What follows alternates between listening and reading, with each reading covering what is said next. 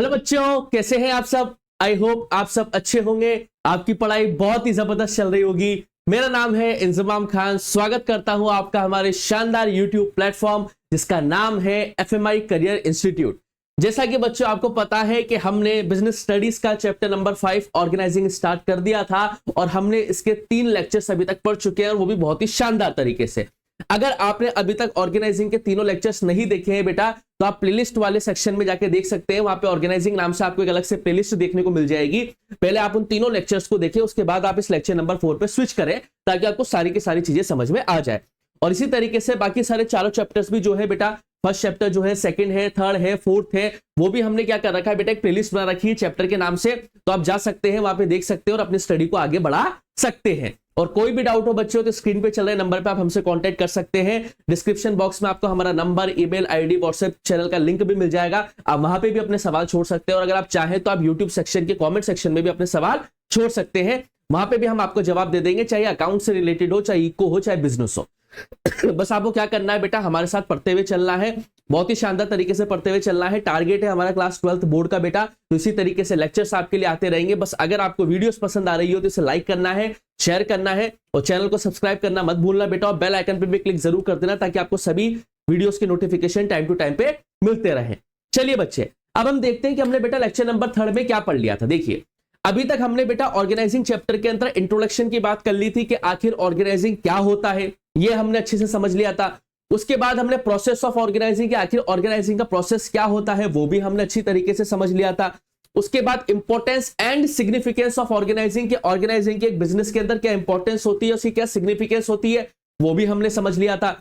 उसके बाद organisational structure, जो 2 स्ट्रक्चर होते हैं बेटा, फंक्शनल स्ट्रक्चर और डिविजनल स्ट्रक्चर, वो भी हमने अच्छी तरीके से समझा था। और लास्ट क्लास में हमने बेटा फॉर्मल और इनफॉर्मल ऑर्गेनाइजेशन के बारे में बात करी थी कि फॉर्मल ऑर्गेनाइजेशन में फिक्स्ड चेन ऑफ कम्युनिकेशन होती है और इनफॉर्मल ऑर्गेनाइजेशन में कोई एक फिक्स्ड चेन ऑफ कम्युनिकेशन नहीं होती है। ये हमने समझ लिया था। आज जो हम टॉपिक पढ़ने वाले हैं बेटा, हम वो पढ़ने वाले हैं डेलीगेशन। आज का जो लेक्चर है बेटा वो डेलीगेशन के ऊपर रहेगा। उसके बाद इसका एक लेक्चर और लगेगा जिसमें हम डिसेंट्रलाइजेशन के बारे में बात करेंगे और उसके बाद फिर से कुछ सवाल करेंगे और ऑर्गेनाइजिंग चैप्टर को क्या कर देंगे बेटा, हम खत्म कर देंगे। तो आज हम बेसिकली बात करने वाले हैं बेटा डेलीगेशन टॉपिक के ऊपर कि आखिर डेलीगेशन क्या होता है, इसकी क्या इंपॉर्टेंस होते हैं और ये कितने तरीके के होते हैं। तो बिना किसी देरी के क्या करते हैं बेटा, हम डेलीगेशन टॉपिक को स्टार्ट करते हैं। चलिए, डेलीगेशन देखिए बेटा क्या होता है। देखिए, It refers to the downward transferring of authority from superior to subordinate। सबसे इंपॉर्टेंट लाइन है बेटा, इसको ध्यान रखना है। डेलीगेशन जो होता है वो डाउनवर्ड ट्रेवल करता है बेटा। इसमें जो अथॉरिटी होती है वो डाउनवर्ड चलती है, यानी कि सुपीरियर से सबऑर्डिनेट। याद रखना बेटा, डेलीगेशन में जो अथॉरिटी होती है बेटा वो डाउनवर्ड चलती है, यानी कि नीचे की तरफ चलती है, सुपीरियर से सबऑर्डिनेट की तरफ। सुपीरियर से क्या बात हो रही है बेटा, सबऑर्डिनेट की तरफ चलती है। ये बहुत इंपॉर्टेंट लाइन है, इसको आपको अच्छी तरीके से समझना है बेटा कि जो डेलीगेशन होता है उसमें जो अथॉरिटी होती है, जो अथॉरिटी को ट्रांसफर किया जाता है बेटा, वो डाउनवर्ड चलती है, यानी कि सुपीरियर से सबऑर्डिनेट को मिलती है। क्लियर है बेटा, पहला पॉइंट आपको ये ध्यान रखना है। It is a prerequisite to the efficient functioning of the organising. इसकी जरूरत पड़ती है बेटा ताकि ऑर्गेनाइजिंग अच्छी तरीके से फंक्शन कर पाए। बिकॉज देखिए, जब क्या करता है बेटा, जब एक मैनेजर जो होता है अपनी अथॉरिटी को डेलीगेट कर देता है अपने सबऑर्डिनेट को, तो मैनेजर के पास इतना भरपूर टाइम बच जाता है कि वो हायर प्रायोरिटी एक्टिविटीज पे फोकस कर पाए। इसीलिए डेलीगेशन किया जाता है अथॉरिटी का। सर ये अथॉरिटी क्या होती है, ये सब हम अभी आगे समझ लेंगे, लेकिन अभी इतना समझो बेटा क्या बात हो रही है कि जब एक मैनेजर अपनी अथॉरिटी को डेलीगेट करता है या ट्रांसफर करता है अपने सबऑर्डिनेट को, तो उससे क्या होता है, उसके पास थोड़ा समय बच जाता है और इस समय को वो कंपनी के हायर प्रायोरिटी एक्टिविटीज में क्या करता है बेटा, एंगेज करता है। ठीक है, साथ के साथ इससे जो सबऑर्डिनेट होता है बेटा, उससे भी अपॉर्चुनिटीज मिलती है बेटा, उससे भी रिकॉग्निशन का भाव आता है कि हाँ मेरे सुपीरियर ने मुझे अपॉर्चुनिटी दी है या रिकॉग्निशन दिया है, तो जो मुझे अथॉरिटी दी गई है मैं उसको क्या करूं, तरीके से कंप्लीट करूं। ये होता है डेलीगेशन। बताओ समझ में आया नहीं आया, वापस समझ लो बेटा डेलीगेशन क्या होता है। डेलीगेशन में डाउनवर्ड ट्रांसफर होती है authority from superior to subordinate. Manager ऐसा इसलिए करता है बेटा ताकि वो अथॉरिटी ट्रांसफर करने के बाद उसके पास जो समय बचेगा उस समय को वो हायर प्रायोरिटी एक्टिविटीज में एंगेज करेगा बेटा, और साथ के साथ एम्प्लॉयज को अपॉर्चुनिटीज भी मिलती है, सबऑर्डिनेट को अपॉर्चुनिटीज भी मिलती है और रिकॉग्निशन भी मिलता है कि मैनेजर ने अथॉरिटी को हमें डेलीगेट किया है तो हमें काम अच्छी तरीके से करना चाहिए। क्लियर है बेटा, ये होता है आपका डेलीगेशन। अगर फिर भी अपन डेफिनेशन समझे अकॉर्डिंग टू हैमन, तो इसमें क्या बोलते हैं वो, delegation of authority merely means the granting of authority to subordinate. डेलीगेशन का मतलब क्या होता है? अथॉरिटी देना किसको? सबऑर्डिनेट को देना, ताकि वो एक फिक्स्ड लिमिट में या प्रीस्क्राइब्ड लिमिट्स में क्या कर सके बेटा? अपना काम कर सके या ऑपरेट कर सके। यानी कि सिंपल सी बात है, डेलीगेशन का मतलब क्या होता है बेटा? Downward transferring of authority from superior to subordinate. Downward transfer किया जाता है अथॉरिटी को फ्रॉम सुपीरियर टू सबऑर्डिनेट, यानी कि मैनेजर के जरिए सबऑर्डिनेट को अथॉरिटी ट्रांसफर करी जाती है डाउनवर्ड। क्लियर है बेटा? ये होता है डेलीगेशन। आगे देखिए बेटा, अब इसके एलिमेंट्स क्या क्या होते हैं। डेलीगेशन के 3 एलिमेंट्स होते हैं बेटा, अथॉरिटी, रेस्पॉन्सिबिलिटी एंड अकाउंटेबिलिटी। देखिए बेटा, according to Louis Allen, delegation is the instrument of responsibility and authority to another and the creation of accountability of performance. A detailed analysis of Lewis Allen definition brings to the light following essential element of delegation. तो 3 elements आपको बहुत अच्छी तरीके से समझने बेटा। पहला authority, second responsibility and तीसरा अकाउंटेबिलिटी। अब तीनों शब्दों को समझना बेटा, एक एक शब्द को समझोगे आपको सारी चीजें क्लियर हो जाएगी। सबसे पहले हम बात करेंगे बेटा किसकी? अथॉरिटी की। देखिए अथॉरिटी क्या होती है? Authority refers to the right of an individual to command his subordinate and to take decision within the scope of its positions. क्या बात हो रही है बेटा इसमें? याद रखना, अथॉरिटी जो होती है बेटा हमेशा डाउनवर्ड फ्लो करेगी। कैसे करेगी बेटा? अथॉरिटी जो होती है वो हमेशा क्या होगी बेटा? डाउनवर्ड चलेगी। यानी कि सुपीरियर किसको देता है बेटा? सबऑर्डिनेट को देता है। याद रखना बेटा, डाउनवर्ड चलेगी, हम कह सकते हैं वर्टिकली चलेगी बेटा, लेकिन नीचे की तरफ चलेगी। सुपीरियर किसको देता है बेटा? सबऑर्डिनेट को देता है। ये बात आपको पहले याद रखनी है अथॉरिटी के अंदर। अब अथॉरिटी क्या होती है बेटा? Authority refers to the right of an individual to command his subordinate and to take decision within the scope of its position. Authority arise from superior subordinate relationship wherein the superior communicates his discussion to the subordinate exception compliance from it. देखिए authority क्या होती है बेटा? इसको ऐसा समझ लो बेटा कि हल्की सी कुछ डिसीजन मेकिंग पावर जब एक सुपीरियर के जरिए सबऑर्डिनेट को दी जाती है। क्या बताना चाह रहा हूं बेटा मैं? एक छोटी मोटी या हम कह सकते हैं ठीक ठाक डिसीजन मेकिंग पावर जब सुपीरियर के जरिए सबऑर्डिनेट को ट्रांसफर करी जाती है या दी जाती है कि इस मैटर में आप अपने हिसाब से डिसीजन ले सकते हो इन प्रिस्क्राइब्ड लिमिट्स के साथ, उस कॉन्सेप्ट को हम क्या कहते हैं बेटा? उस कॉन्सेप्ट को हम कहते हैं अथॉरिटी। और अथॉरिटी हमेशा याद रखना बेटा डाउनवर्ड फ्लो करती है, यानी कि सुपीरियर के जरिए सबऑर्डिनेट को दी जाती है। क्लियर है बेटा? याद रखना बेटा, अथॉरिटी क्या होती है बेटा? सुपीरियर के जरिए सबऑर्डिनेट की रिलेशनशिप को दिखाती है बेटा, जिसमें सुपीरियर कम्युनिकेट्स करता है बेटा और कुछ डिसीजन मेकिंग पावर जो है अपने सबऑर्डिनेट को ट्रांसफर करता है। इसे ही हम क्या कहते हैं बेटा? अथॉरिटी। इसलिए हम कहते हैं अथॉरिटी जो है डाउनवर्ड फ्लो करती है from superior to subordinate. Clear हो गया बेटा? चीजें समझ में आ गई? देखिए दूसरा वर्ड क्या है बेटा? रेस्पॉन्सिबिलिटी। अब रेस्पॉन्सिबिलिटी क्या निकल के आती है? देखिए Responsibility means the obligation of a subordinate to perform the duty assigned to him. अब जो मैनेजर ने आपको अथॉरिटी दी है, यानी कि जो डिसीजन मेकिंग पावर आपको दी है, अब एक एम्प्लॉय की ये रेस्पॉन्सिबिलिटी बनती है कि जो उसे टास्क असाइन किया गया है सुपीरियर के जरिए उसे पूरा किया जाए। ये जिम्मेदारी बनती है ना बेटा? किसकी जिम्मेदारी बनती है बेटा? ये एम्प्लॉय की बनती है। तो देखिए it arises from superior subordinate relationship in the organization because the subordinate is bound to perform the duty assigned to him by his superior. यानी कि सुपीरियर या आपके मैनेजर के जरिए जो भी आपको टास्क दिया गया है या जो भी आपको अथॉरिटी दी गई है, ये एक इंडिविजुअल एम्प्लॉय की रेस्पॉन्सिबिलिटी बनती है बेटा कि उसको क्या करे? पूरा करके दे। तो जो रेस्पॉन्सिबिलिटी होती है बेटा वो अपवर्ड फ्लो करती है। देखिए अथॉरिटी तो कौन दे रहा है? सुपीरियर सबऑर्डिनेट को दे रहा है। तो अथॉरिटी तो क्या कर रही है बेटा? डाउनवर्ड फ्लो कर रही है, लेकिन रेस्पॉन्सिबिलिटी जो होती है वो अपवर्ड फ्लो करती है, अपवर्ड जाती है बेटा। अपवर्ड क्यों जाती है बेटा? क्योंकि इसमें सबऑर्डिनेट किसको रिपोर्ट करता है बेटा? सुपीरियर को रिपोर्ट करता है। बात समझ में आई या नहीं आई? वापस समझना बेटा, अथॉरिटी जो होती है वो डाउनवर्ड ट्रेवल करती है क्योंकि यहाँ पे सुपीरियर सबऑर्डिनेट को काम देता है। अब काम दे दिया बेटा, कोई टास्क दे दिया तो रेस्पॉन्सिबिलिटी किसकी बनती है? सबऑर्डिनेट की बनती है। तो सबऑर्डिनेट किसके ऊपर रेस्पॉन्सिबल है बेटा? सुपीरियर के ऊपर। तो याद रखना रेस्पॉन्सिबिलिटी जो है वो क्या है? हमेशा अपवर्ड फ्लो करेगी बेटा, because subordinate will always be responsible to his superior. उसको रेस्पॉन्सिबिलिटी किसने दी थी बेटा? सुपीरियर ने दी थी बेटा। तो सुपीरियर को लेकर हमेशा क्या रहेगा बेटा? एम्प्लॉय रेस्पॉन्सिबल रहेगा। तो याद रखना बेटा रेस्पॉन्सिबिलिटी का मतलब क्या होता है? जो अथॉरिटी मैनेजर के जरिए सुपीरियर के जरिए आपको दी गई है, जो टास्क आपको दिया गया है, ये एक एम्प्लॉय की रेस्पॉन्सिबिलिटी होती है कि वो उसे सही समय पर दिए गए समय पर अच्छी तरीके से कंप्लीट करे। इसीलिए रेस्पॉन्सिबिलिटी क्या होती है बेटा? अपवर्ड फ्लो करती है बेटा, यानी कि subordinate will always be responsible to his superior.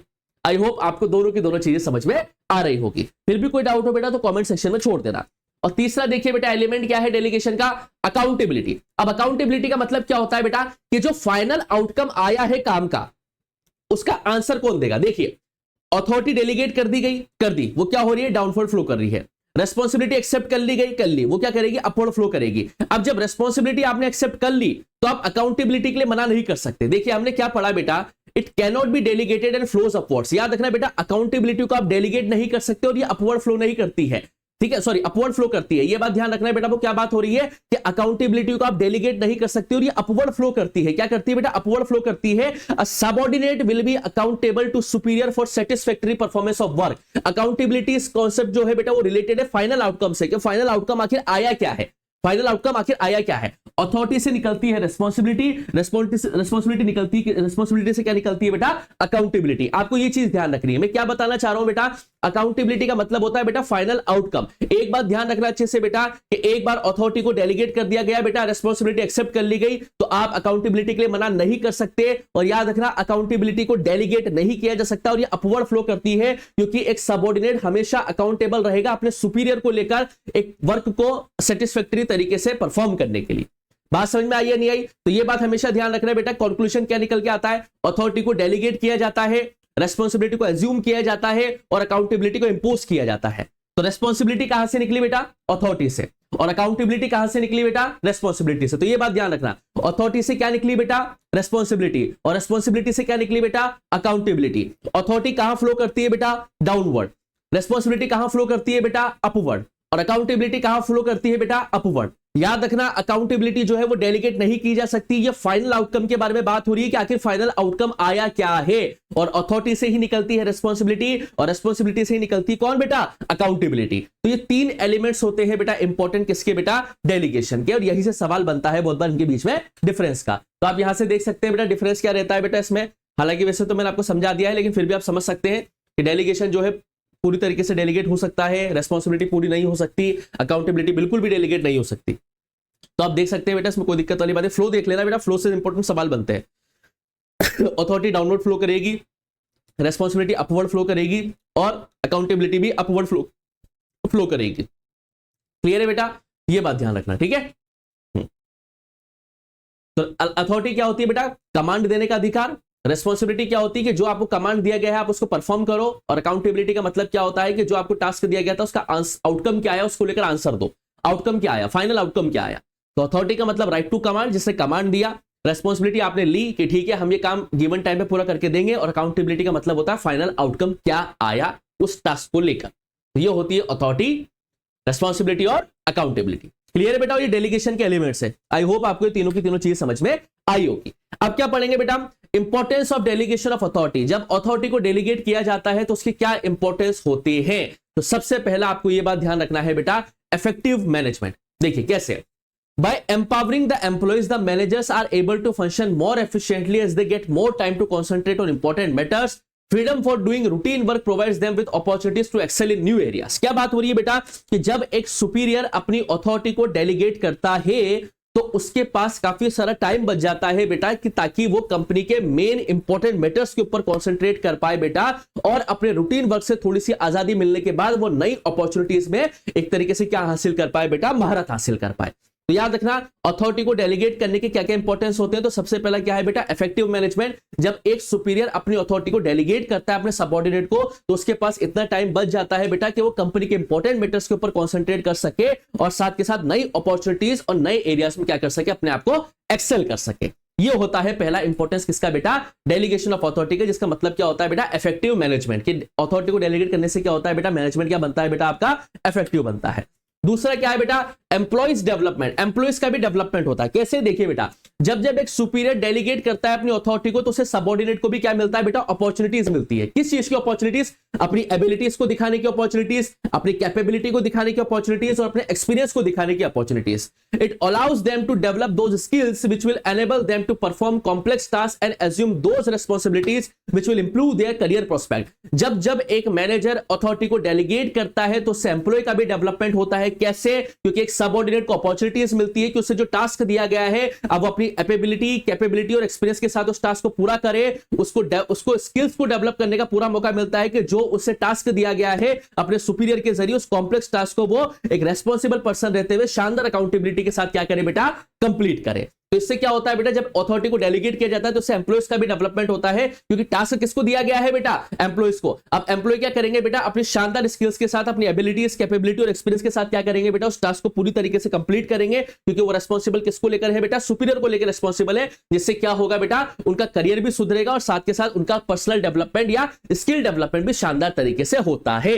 Authority को डेलीगेट करने का ये दूसरा इंपॉर्टेंस होता है। कौन सा बेटा, एम्प्लॉइज डेवलपमेंट। तो याद रखना, पहले तो बेटा एक तो इफेक्टिव मैनेजमेंट बनता है, क्योंकि टाइम मिल जाता है सुपीरियर को ताकि वो इंपॉर्टेंट मैटर्स पे काम कर सके। और दूसरा क्या होता है बेटा, जो अथॉरिटी ट्रांसफर करी जाती है वो सबऑर्डिनेट को करी जाती है बेटा, तो सबऑर्डिनेट को पूरा मौका मिलता है बेटा अपने स्किल्स को दिखाने का, स्किल्स को सुधारने का, तो उससे एम्प्लॉइज का भी डेवलपमेंट होता है। तो ये दूसरा इंपॉर्टेंस था। तीसरा देखिए बेटा, तीसरा क्या है, मोटिवेशन ऑफ एम्प्लॉइज। ये मोटिवेट भी करता है एम्प्लॉइज को। कैसे, देखिए, delegation helps in developing the talents of the employees when superior entrust task as subordinates with the task। Delegation क्या करता है बेटा, हर एक एम्प्लॉय को टैलेंट दिखाने का, अपना टैलेंट दिखाने का भरपूर मौका देता है जब एक सुपीरियर अपने सबऑर्डिनेट को एक टास्क असाइन करता है। ठीक है, it is not merrily the sharing of work but involves trust on the superior part and commitment on the part of subordinate. ठीक है बेटा, ये काम को शेयर करना नहीं होता है बेटा, एक भरोसा होता है, एक रिलेशनशिप होता है सुपीरियर सबऑर्डिनेट के बीच में। एक सुपीरियर ट्रस्ट कर रहा है अपने सबऑर्डिनेट के ऊपर कि हाँ ठीक है, इससे मैं ये टास्क दूंगा तो ये टास्क को क्या करेगा बेटा, टाइम पे कंप्लीट कर लेगा। तो इससे क्या होता है बेटा, इससे एम्प्लॉय के ऊपर भी रिस्पॉन्सिबिलिटी आ जाती है और वो शानदार तरीके से उस काम को करता है, जिससे कि उसका कॉन्फिडेंस भी बढ़ता है और वो अपनी परफॉर्मेंस को क्या कर पाता है बेटा, इंप्रूव कर पाता है मोटिवेशन के थ्रू। बात समझ में आई या नहीं आई? क्या बात हो रही है बेटा, कि जब आप अथॉरिटी को डेलीगेट करते हैं तो उससे एम्प्लॉय भी मोटिवेट होता है। कैसे होता है बेटा, देखिए, डेलीगेशन में हमने क्या करा बेटा, हर एक एम्प्लॉय को अपना टैलेंट दिखाने का भरपूर मौका मिलता है, क्योंकि सुपीरियर क्या करता है, टास्क को असाइन कर देता है सबऑर्डिनेट को। ठीक है, तो ये वर्क को शेयर करना नहीं हुआ, इसमें ट्रस्ट इन्वॉल्व हो रहा है बेटा सुपीरियर और सबऑर्डिनेट के बीच में। और यहाँ पे सबऑर्डिनेट की रिस्पॉन्सिबिलिटी बनती है कि उसको सही समय पे काम को पूरा करके दे, ताकि मैनेजर और सबऑर्डिनेट के बीच में जो रिलेशनशिप है, जो ट्रस्ट बना है वो हमेशा बना रहे। तो ये ट्रस्ट ही जो होता है बेटा, एक तरीके से मोटिवेशन का काम करता है एम्प्लॉइज के लिए। ये बात आपको अच्छे से याद रखनी है। तो ये तीसरा पॉइंट हो जाएगा बेटा आपका कौन सा, मोटिवेशन ऑफ एम्प्लॉइज। और ये इंपॉर्टेंस हम पढ़ रहे हैं बेटा किसके, डेलीगेशन ऑफ अथॉरिटी के। तो पहला हमने क्या पढ़ा बेटा, इफेक्टिव मैनेजमेंट। दूसरा हमने क्या पढ़ा, ये करता है एम्प्लॉइज का डेवलपमेंट। और तीसरा हमने क्या पढ़ा, मोटिवेशन ऑफ एम्प्लॉइज। चौथा क्या है बेटा, फैसिलिटेट्स ग्रोथ। फैसिलिटेट्स ग्रोथ का मतलब क्या है, थोड़ी स्पेलिंग से ऊपर नीचे हो गई है। देखिए बेटा, delegation helps in the expansion of an organization by providing ready workforce to task up leading positions in new ventures. Trained and experienced employees are able to play a significant role in the launch of new profits by replicating the work which they have absorbed from existing units। देखिए इससे क्या होता है बेटा, overall चीजें समझिए। जब एक एम्प्लॉय इस तरीके के माहौल में काम करता है, जब उसको अथॉरिटी दी जाती है, वो रेस्पॉन्सिबल हो जाता है और अकाउंटेबिलिटी वो प्रोवाइड कराता है अपने सुपीरियर को, जिससे क्या होता है, ओवरऑल डेवलपमेंट होता है एक एम्प्लॉय का। और एम्प्लॉय क्या करता है बेटा, एक ओवरऑल ग्रोथ होती है बेटा एक एम्प्लॉय की। और किसी भी तरीके का कोई भी टास्क आता है तो अपने पास वर्कफोर्स पहले से ही रेडी रहती है उस काम को अच्छी तरीके से कंप्लीट करने के लिए। बात समझ में आ रही नहीं आ रही है? यानी कि एक तरीके से फैसिलिटेट्स ग्रोथ, यानी कि कंपनी की ग्रोथ को ओवरऑल डेवलप करने का क्या रखता है बेटा, पावर रखता है डेलीगेशन ऑफ अथॉरिटी। क्लियर बेटा? और लास्ट इंपॉर्टेंस क्या है बेटा, बेसिस ऑफ मैनेजमेंट हिरार्की। ये एक बेस होता है मैनेजमेंट हिरार्की का। देखिए क्या लिखा हुआ है बेटा, delegation of authority establish superior subordinate relationship which are the basis of hierarchy of management. Authority को डेलीगेट करना क्या करता है बेटा, सुपीरियर और सबऑर्डिनेट के बीच में एक शानदार रिलेशनशिप क्रिएट करता है, जो बेटा किसी भी मैनेजमेंट की हिरार्की का एक बेस होता है। ठीक है, it is a degree and flow of authority which determines who has to report to whom.